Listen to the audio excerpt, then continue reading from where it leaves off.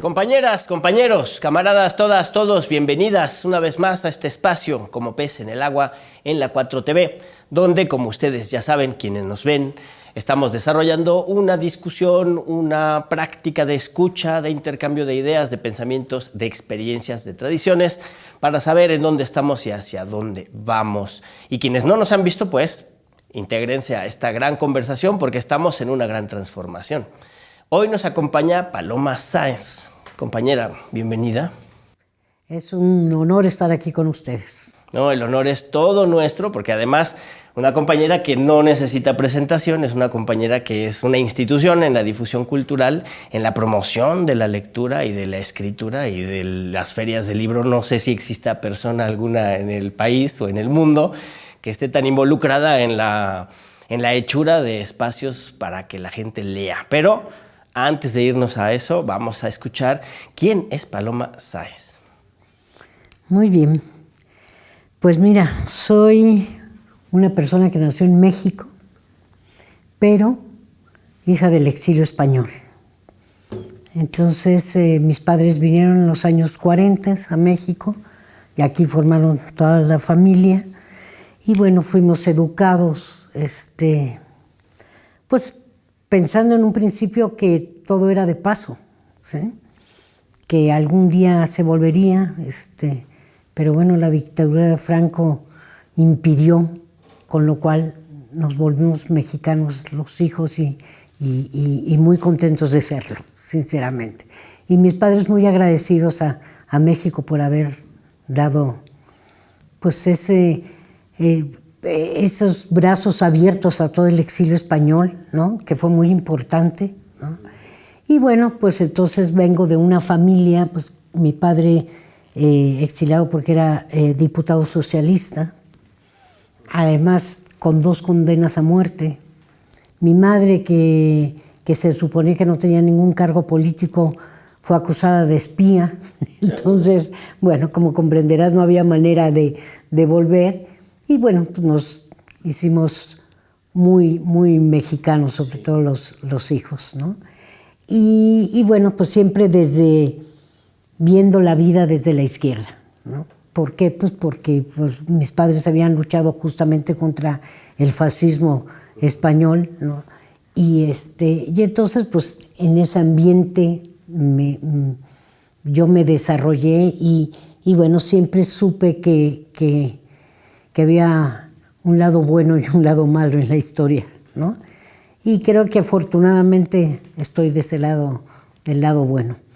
Y bueno, pues desde muy niña tuve como muchas inquietudes. En mi casa siempre fue una casa con libros, afortunadamente. Yo creo que de ahí me viene esto de la promoción de la lectura, ¿no? Y muy tempranamente empecé a militar, ¿no? Primero fue muy particular porque, como bien te decía, era esta cosa de decir, bueno, en cualquier momento se vuelve a España, ¿no? Sí. Entonces teníamos un grupo que se llamaba Tomás Meave, ¿no? Que era un viejo luchador español. Pero bueno, ya eso lo dejamos y después pues entré a la universidad muy, muy joven, tenía 16 años recién cumplidos cuando entré a la universidad, y a los pocos años pues vino el 68 y entonces ahí ya fue algo que te marca totalmente, ¿no? Como para decir de qué lado estás. Claro. Y cuando estabas jovencita, ¿qué intereses tenías? ¿Cuál era la carrera que te atraía? ¿Qué era lo que querías estudiar? ¿Qué querías ser de grande?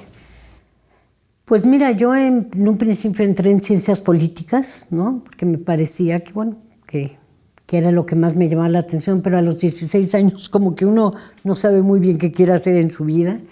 Entonces, después de 2 años y medio, algo así, dije, no, esto no quiero. Entonces me fui 6 meses del país y cuando regresé dije, no, quiero hacer letras españolas, ¿no? Entonces entré allí, pero entonces justo fue cuando vino el 68 y fue tan terrible el shock que un poco lo dejé de lado, ¿no? la universidad. Y bueno, y ahí fue que al poco tiempo conocí a Paco Ignacio Taibo y pues empezamos a vivir juntos y poco a poco fue surgiendo, él estaba empezando a hacer una película en Super 8 donde asaltaban un canal de televisión y entonces me le enseñó y empezamos a ver qué se podía hacer con cine en Super 8 y al final de cuentas había un concurso y decidimos participar. Y resulta que pues que la mitad de la gente que estaba en ese concurso, que era un poco como muy experimental, pues que quería realmente llegar al cine, ¿no? a las grandes ligas del cine, ¿no? Haciendo películas en 35. Nosotros queríamos en Super 8, porque pensábamos que era como la vía. Y entonces decidimos formar lo que llamamos la Cooperativa de Cine Marginal. Pues éramos muchos, de pronto iban y venían mucha gente, todos muy jóvenes, ¿no? No teníamos ni idea de cine, ¿no? Con lo cual salían unas películas verdaderamente terribles. Pero ¿qué era lo que hacíamos? Reflejábamos lo que estaba pasando en el movimiento obrero, en las huelgas, en las manifestaciones, en todas las luchas que se estaban dando y las llevábamos por todo el país con nuestros aparatitos donde reproducíamos las películas de Super 8 y nuestras cámaras. Y bueno, y así pues logramos como tener un registro del movimiento de esos años. Te estoy hablando desde el año 72 al 78 más o menos, 76, 77, porque empezamos realmente lo que hacíamos era asesorar, mediante las películas, asesoramos a los sindicatos independientes, ¿no? Que en ese momento había así como una oleada impresionante de la efervescencia del movimiento obrero por zafarse del charrismo sindical, ¿no? Y a partir como del 77 nos empezaron a dar con todo, a todos los sindicatos, ¿no? Fue terrible. Y bueno, dejamos un poco el cine porque pues necesitábamos dedicar más tiempo realmente a la militancia y a los círculos de estudio con los trabajadores, que el cine, aunque fue un vehículo que nos abrió las puertas, ¿no? Y después hicimos un periódico mural, Información Obrera, donde íbamos y hacíamos eso, periódicos murales que íbamos pegando por todas las fábricas y demás, contando también las luchas, hasta que, bueno, pues ya la represión en tanto al movimiento obrero fue brutal y de alguna manera se pasó toda esa oleada. Sí, era una época muy dura de represión en el movimiento estudiantil, represión en el movimiento campesino, represión en el movimiento obrero. Particularmente el movimiento obrero y el movimiento campesino pues son estratégicos, ¿no? Y ahí es donde se cebó la bestia de la represión después del 2 de octubre del 68. Claro, después del movimiento del 68 y del 71, ¿no? Sí, ahí se fueron hacia los obreros, ¿no? Una parte de nuestros grupos y demás que justamente nos fuimos al movimiento obrero se fue a la guerrilla, ¿no? Pero nosotros pensábamos que no era el momento de enfrentar las cosas con las armas, ¿no? Sino que lo que había que hacer era, pues, sobre todo, asesorar construir. Así es. Construir una base, ¿no? Claro. Capaz de tener una fuerza suficiente. Así es. Porque el Estado era el Estado posrevolucionario poderosísimo, un Estado corporativo totalmente consolidado, ¿no? Así es. Contra eso era difícil. Y además tenía una retórica izquierdista, Echeverría. Sí, lo peor del caso es que parecía, cuando íbamos a las manifestaciones, que bueno, uno iba a las manifestaciones no como va uno ahora, que va como... No, claro que no. Que parece que va uno de fiesta, carnaval, ¿no? de carnaval, ahí, entonces... No, sabíamos que era muy posible que nos reprimieran, ¿no? Entonces uno pensaba hasta cómo ibas vestido, ¿no? Había que llevar tenis para poder correr, había que llevarte una chamarra o algo por si caías en el tambo, pues que por lo menos tuvieras un poco de abrigo, en fin, parecía que no... cuando había en ciertas situaciones, íbamos como muy, nos arreglábamos mucho para que no pareciéramos estudiantes, porque ser estudiante en esa época era un delito, ¿sí? Entonces nos pintábamos, nos poníamos tacones, no sé qué, de las mujeres y eso para que, falditas, ¿no? Y demás, para que no pareciéramos que éramos estudiantes, ¿no? Era verdaderamente terrible. Sí, el estudiante era sinónimo de comunista. Claro. Y la campaña anticomunista también había sido como que les daba carta de ciudadanía a los abusos contra los estudiantes, ¿no? Que parece que últimamente está como queriéndose revivir, ¿no? Sí, Esta cosa es tan absurdo, tan absurdo. La derecha no tiene de dónde asirse, no tiene ideas nuevas y desempolva los discursos de la Guerra Fría. Claro, ¿no? Así es. Y parecen ridículos, pero son peligrosos, ¿no? No, más que peligrosos. Yo creo que el neofascismo en estos momentos en el mundo está tomando mucha fuerza y que tenemos que estar con los ojos bien abiertos, porque cuando uno dice, es que es un dictador, y dices, no tienen ni idea de de qué se está hablando, no tienen ni idea de lo que fue Franco, de lo que fue Pinochet, ¿sí? De lo que ha sido todos estos, ¿no? Bueno, Hitler y Mussolini, ¿verdad? Yo creo que hay mucha ignorancia de lo que pasó en esa época, ¿no? ¿Y cuántos chavos no ves que de pronto pintan la suástica diciendo, ay, es que es un símbolo bonito? Y dices, no puede ser posible que no se den cuenta, ¿no? Lo que significa eso, ¿no? Los 6 millones de judíos muertos, los miles y miles y miles y millones de izquierdistas que murieron, ¿sí? Porque no solamente eran por ser judíos, sino también porque eran de izquierda, ¿sí? La quema de libros, Paloma. Bueno, eso terrible, ¿no? Yo creo que es como quizás el símbolo más, ¿no? Más preciso que hay, ¿no? Quema un libro, ¿no? Acabarás quemando gente, ¿no? Así es.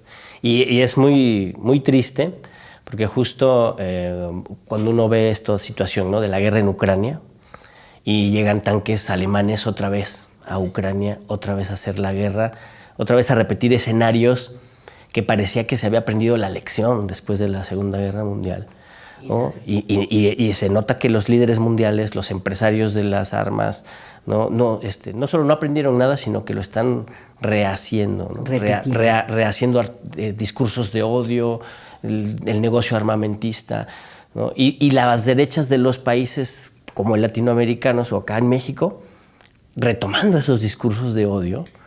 Y es terrible, además, porque además muchos de esos discursos, por ejemplo, de odio, del fascismo, ¿no? Esta cosa de la raza aria. ¿Y qué tenemos que ver nosotros, los mexicanos, con la raza aria? No, absolutamente nada. Y sin embargo parece que los defienden. Y dices, ¿qué? Serías el primero que irías no solamente al campo de concentración, sino a los donde te exterminaban, ¿no? En los baños donde te exterminaban. Y dices, ¿cómo puede ser posible? Pero es el desconocimiento. Por eso es tan importante y por eso creemos que hay que estar machacando, ¿no? Sobre todo con las nuevas generaciones, de pronto decir, no, ojo, ¿sí? Ahora sí que ahí viene el coco, ¿no? Tengamos cuidado porque no es una palabrita nada más, significa muchas cosas y perder muchísimos derechos, ¿sí? Que se han ganado a lo largo de tantos años, ¿no? Sí, porque ha habido un avance democrático, ¿no? O sea, desde el 68 para acá muchísimo. Ha habido avance, ¿no? Década tras década se van abriendo espacios, ¿no? Como decía Salvador Allende, se van abriendo las avenidas, hasta que llegamos al 2018 y pareciera que hay una gran apertura. Pero de repente sale un tipo en televisión nacional, en un aparato poderosísimo de comunicación, y dice, hay que quemar los libros porque estos libros son comunistas, y uno piensa, ¿qué demonios está pasando? Así es. Pero además te voy a decir una cosa, después del 68, quizás no es que realmente nos hubiéramos vuelto como un poco más demócratas, yo creo que no. Lo que pasa es que creo que era como una simulación y se había llegado como a un impasse, ¿no? Pero bueno, pues seguíamos peleando exactamente por lo mismo, ¿no? Porque necesitábamos que este país cambiara. No podía ser posible que México fuera solamente el país de unos cuantos, ¿no? Y los demás éramos como los borregos ahí, ¿no? Que son los que sostienen al final de cuentas el país, ¿no? pero que los privilegios pues nada más fueran de unos cuantos. Y bueno, hasta que llega el 2018, ¿no?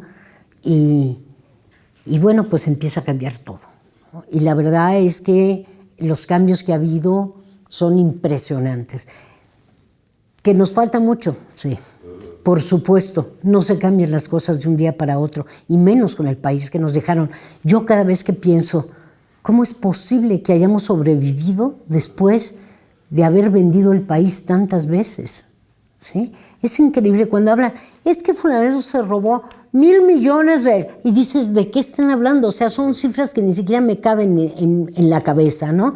¿Y cómo puede decir que un tipo se robó eso? Y ¿sí? que lo están liberando, ¿eh? Claro, bueno, y además que lo siguen judicial. Ahí, los tienen metidos en bancos y demás, pero es terrible cómo logramos, cómo este país es tan sumamente rico que a pesar de eso se logró sobrevivir. A pesar del saqueo. Así es, pero de saqueo. Saqueo además en todos sentidos, no solamente de dinero, sino de vender todos los bienes naturales, ¿no?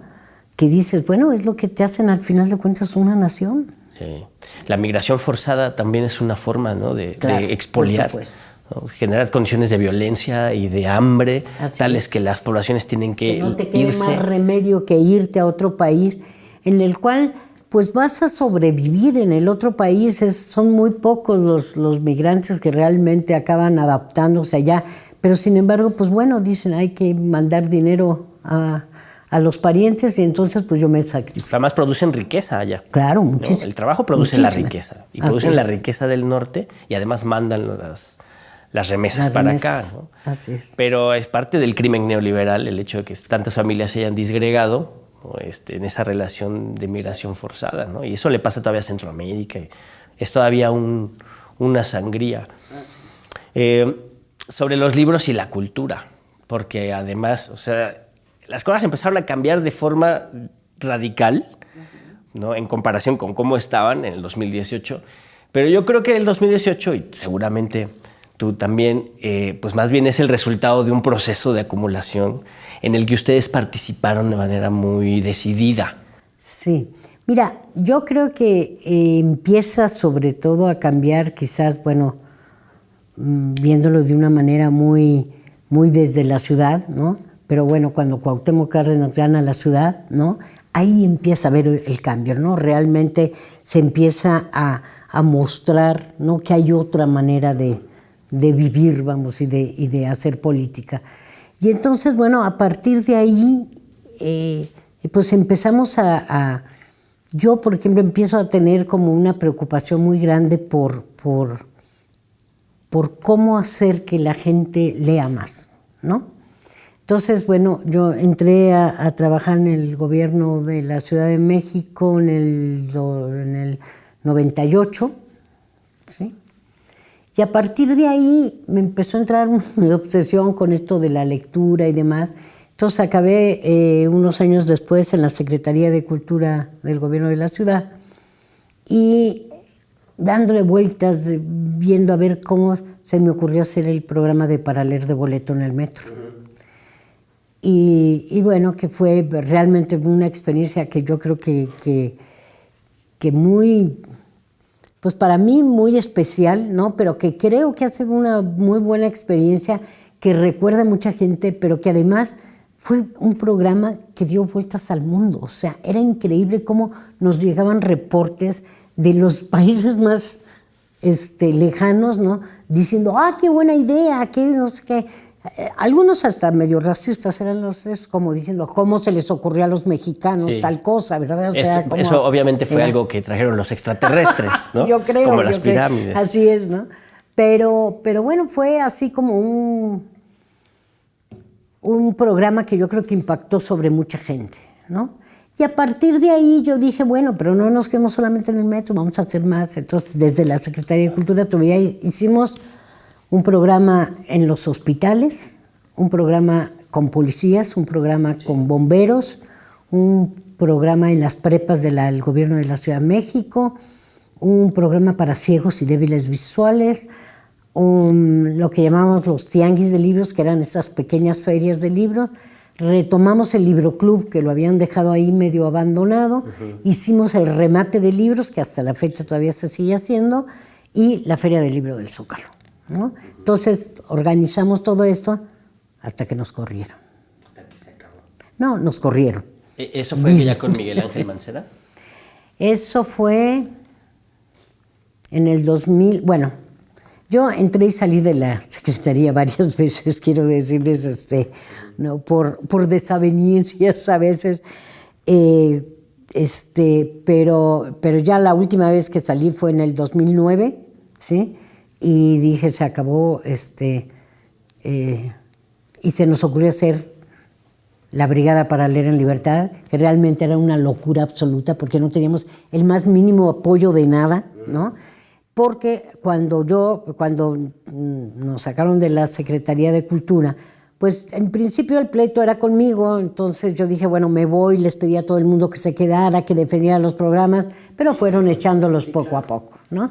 Y entonces, bueno, pues nos vimos 20 personas en la calle, algunos, pues bueno, tuvieron proyectos diferentes, pero unos 15 nos quedamos y dijimos, vamos a hacer una asociación civil, lo cual era una locura absoluta, porque una asociación civil para fomento a la lectura, sin el más mínimo apoyo de nada, dices, esto va a durar exactamente 3 minutos y se Además, en pleno peñismo, ¿no? Así es. Sí. Así es, pues esto no, todavía no. Era el calderonismo, peor. Calderonismo, ¿no? Todavía, ¿no? A veces se echan competencias, sí. cuál era peor, pero estaba muy difícil la situación. No, estaba horrible. Sí. Bueno. Y además no les importaba, o sea, el fomento a la lectura verdaderamente. Entonces, bueno, empezamos, pero había una cosa muy particular. Como llevábamos muchos años trabajando en el gobierno de la ciudad, teníamos muy buen cartel con el resto del gobierno, excepto con la Secretaría de Cultura, ¿no? Entonces, pues, ¿qué pasó? Que nos empezamos a acercar a las demás dependencias y empezamos a hacer ferias de libros, empezamos a proponerles hacer libros y demás. Y entonces, bueno, pues pudimos como salir adelante, ¿no? Ahora la relación con la Secretaría de Cultura es totalmente diferente, al revés, es una relación buenísima. Y las ferias de libros son otro tipo de feria, ¿no? Así es, volvimos a hacer la Feria del Zócalo, ¿no? Lo cual para mí es así como... Pues me siento muy orgullosa porque yo creo que sinceramente creo que es la feria, por lo menos en México, la feria que está pensada para los demás, para la gente, para los que van de público. No para la empresa, ¿no? Ni para los empresarios, ni para los editores, ni tampoco para las vanidades de los escritores, ¿no? Yeah. Ahí todo el mundo va de manera gratuita, nadie cobra un centavo por ir, ¿sí? A la feria. Y no cobran por entrar. No se cobra por entrar, ¿no? Tratamos, que eso sí me cuesta más trabajo, pero bueno, de que las editoriales hagan más ofertas, ¿no? Claro. Para que se bajen los precios, porque bueno, si hay algo que realmente te detiene a que este país sea un país lector, son los precios de los libros, ¿no? Sí. Entonces, que hay algunas editoriales que lo están atendiendo, una, por lo menos. Las demás están más difícil, ¿no?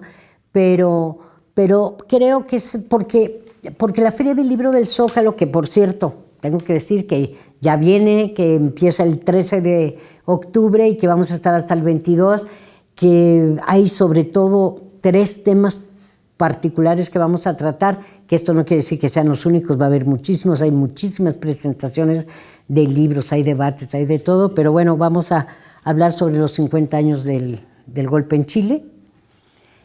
Vamos a hablar de la ola del neofascismo en el mundo y vamos a dar a conocer más al público en general de lo que ha sido la Internacional Feminista que se formó hace unos meses en México, ¿sí? Entonces esos son como los 3 temas de esto, pero bueno, hay 20,000 temas más. Vamos a regalar 6 libros. ¿Solo 6? Solo 6. O sea, para los primeros 6 que lleguen, sus 6 libros. No. 6 títulos. 6 títulos de libro. Y hay para ejemplares para todo el mundo que quiera. Y va a ser un libro infantil. Qué bien. Hay un libro justamente sobre el golpe de Estado de Ariel Dorfman. Es un libro además buenísimo, pero que ya no se consigue. Hay que ir por eso. Y que sí hay que ir. y que realmente va a reeditar el Fondo de Cultura Económica y que nos dio un avance para poder regalarlo. Hay un libro desconocido totalmente, pero que es buenísimo, sobre la hija de Allende, Tati, la hija guerrillera, y que es un libro inédito en México.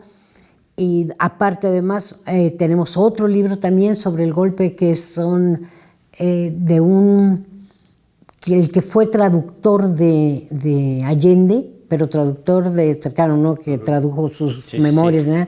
El que lo comunicaba. Sí, que intérprete. Le tocó ahí el golpe. El golpe.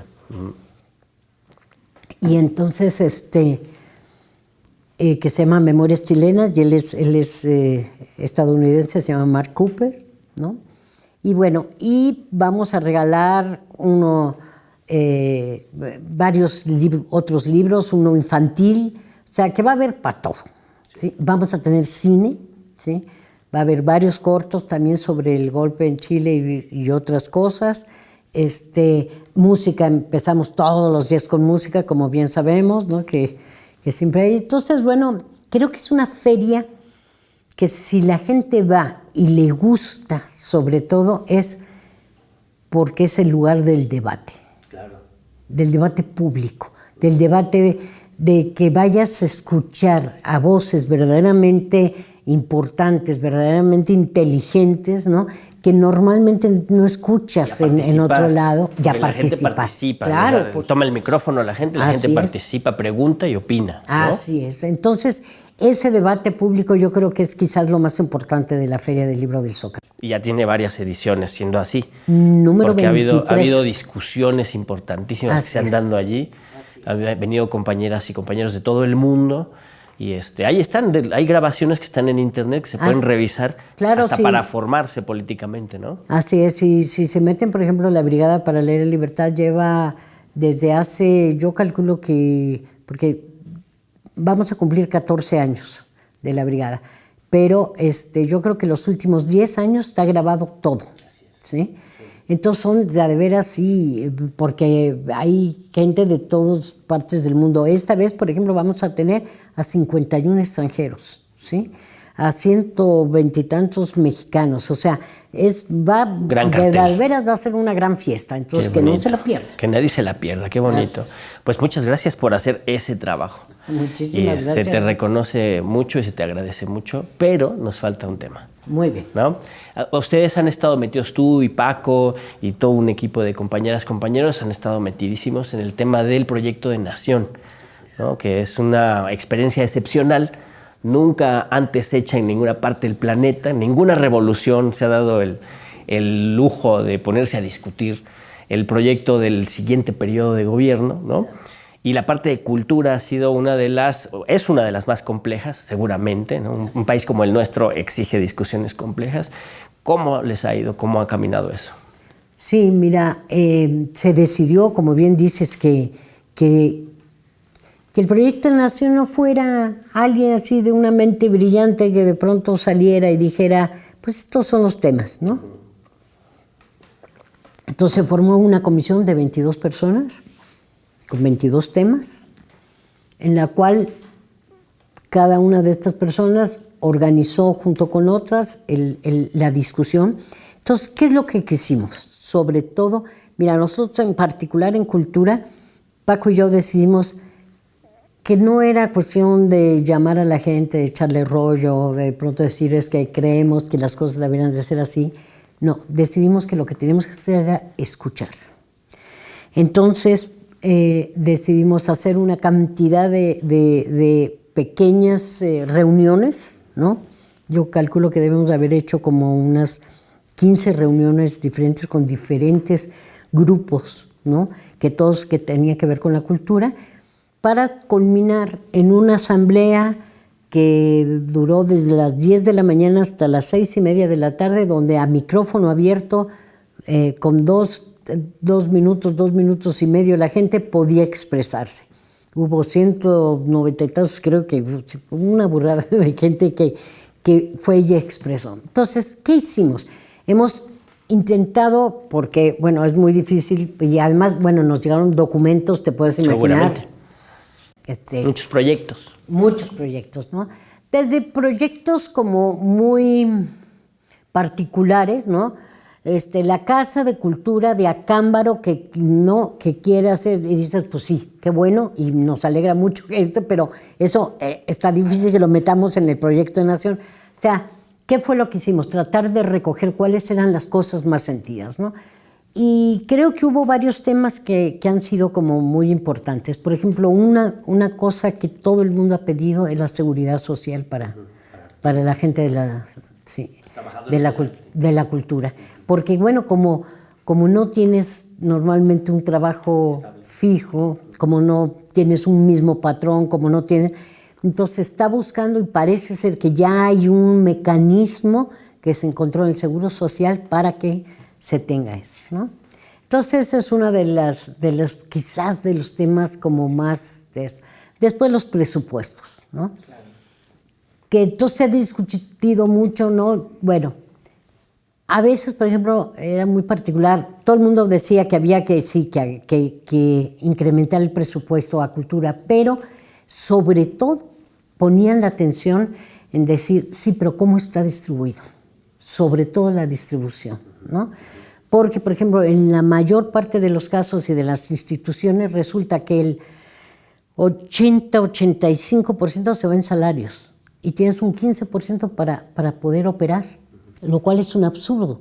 Tienes un monstruo de aparato para después no poder hacer nada, ¿no? Porque no tienes dinero para hacerlo, ¿no? Entonces esa es otra de las cosas así muy particulares.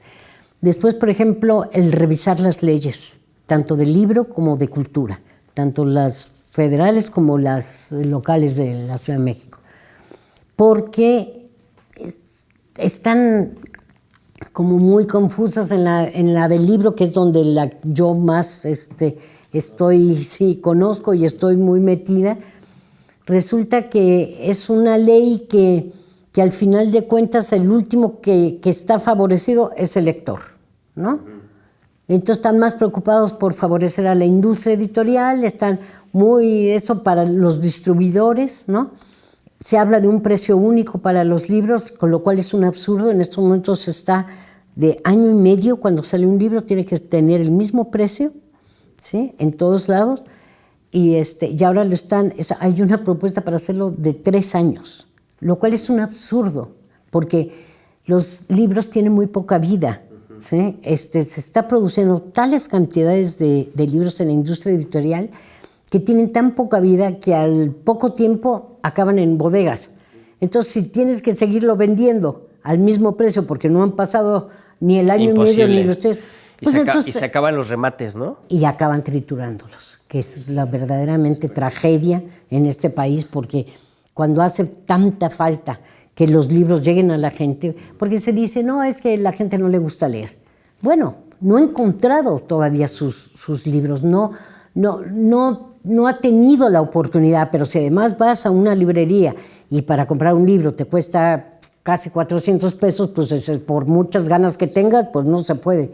Entonces, creemos que el bajarle el precio a los libros, el que en lugar de triturarse se donen, por ejemplo, ¿no? Porque es cierto, a las editoriales les cuesta mucho dinero mantenerlos en bodega, ¿sí? Y además siguen siendo activos fiscales. Y entonces eso, si los donan, tienen que pagar impuestos por ellos. Entonces lo que estamos tratando también condonar esos impuestos, es decir, sí, vamos a los que se donen, que se condonen los impuestos, en fin, una serie de cosas, ¿no? Porque además habiendo tantas escuelas, tantas universidades, tantos centros de cultura. Libros, es increíble, pero hay tantas escuelas, ¿sí? Nosotros como brigada dijo que lo que hacemos es, por ejemplo, pedir donaciones de libros. Y con esas donaciones de libros vamos haciendo pues pequeñas bibliotequitas en comunidades, en escuelas retiradas. Una vez se nos ocurrió, cuando Paco Ignacio todavía estaba en la brigada, fue a Chiapas a dar una conferencia a maestros y les dijo, a ver, levante la mano quien tiene biblioteca en su escuela. Y levantaron 2 manos y las demás nada, y había 60 personas. Entonces dijo, no, pues les vamos a mandar. Entonces, en una de nuestras ferias se le ocurrió decir, por favor, tráiganos donaciones para las escuelas en Chiapas. Y resulta que fue tan brutal en la respuesta de la gente que no nos dábamos abasto. Un mes después seguíamos clasificando, tomamos por asalto la sección 9 de la CENTE y el Domínguez. Y el Sutín también, así es, y el ¿cómo se llama? Y el local del Sutín, porque no teníamos dónde poner tantos libros y además había que clasificarlos, claro, venían muchas cosas, tú no vas a mandar a una primaria un manual de no sé qué, ¿verdad? Entonces, un mes nos tomó, pero pudimos mandar, creo que fueron, no sé si cerca de 60 bibliotecas para las escuelas, ¿no?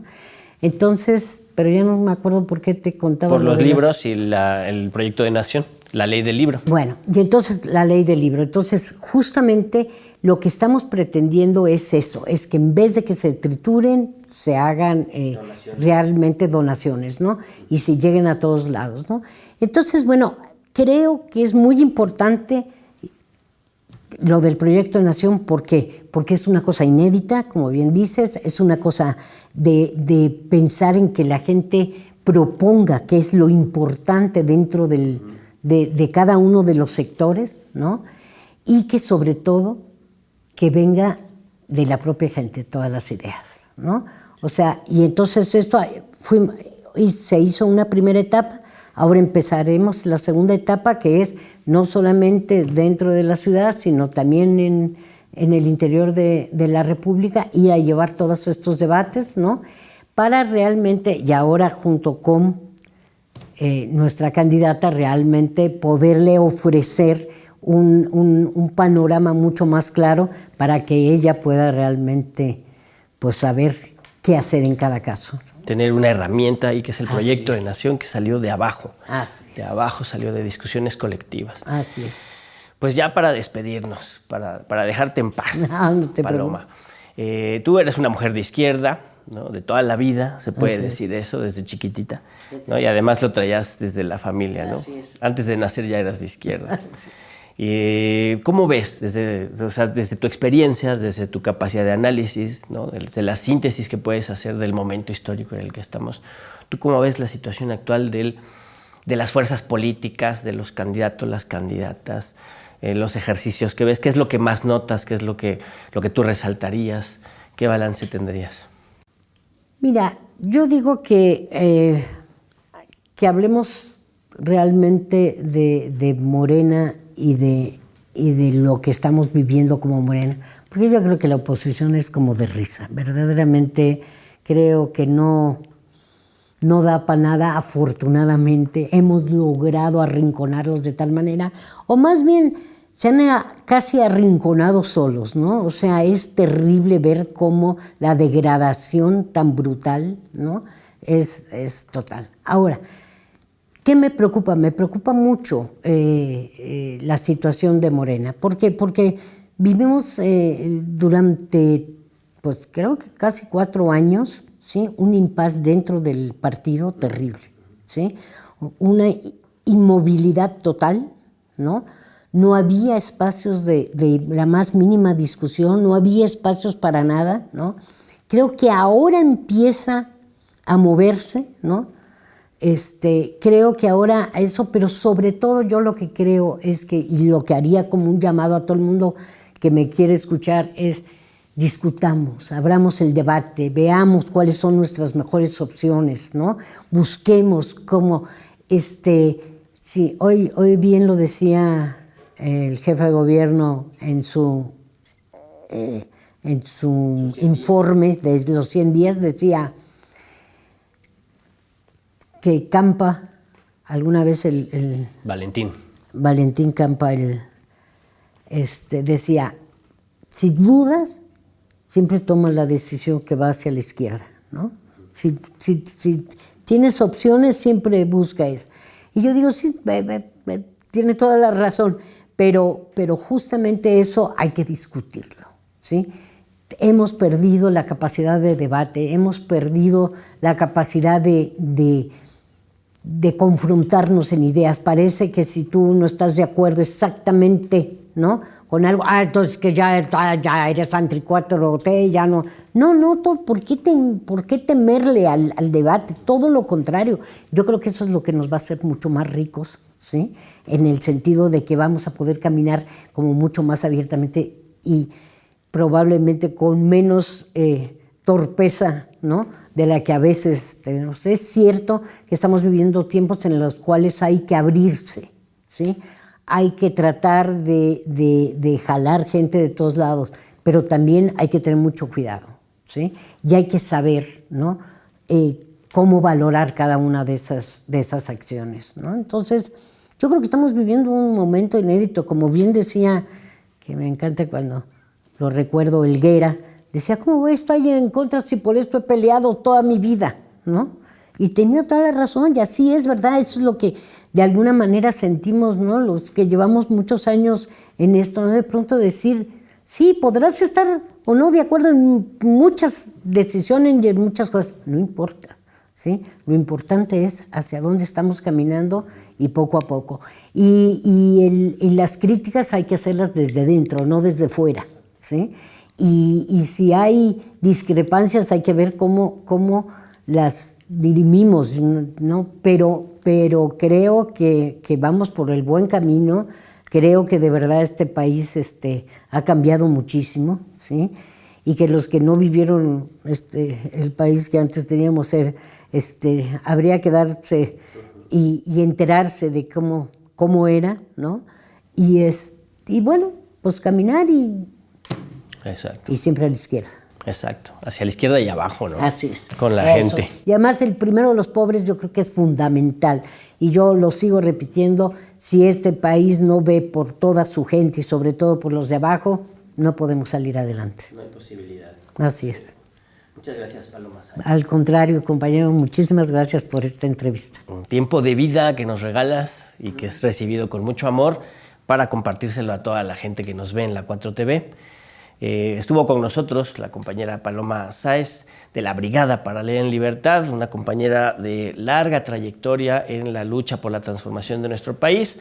Estamos muy contentos, muy orgullosos. Allá en su casita, organícese, convoque a sus vecinos, discuta, construya organización desde abajo, indígnese por la injusticia. Como dice Jesús Ibáñez, un sociólogo español, esta gran conversación va empujando una gran transformación. Hasta luego.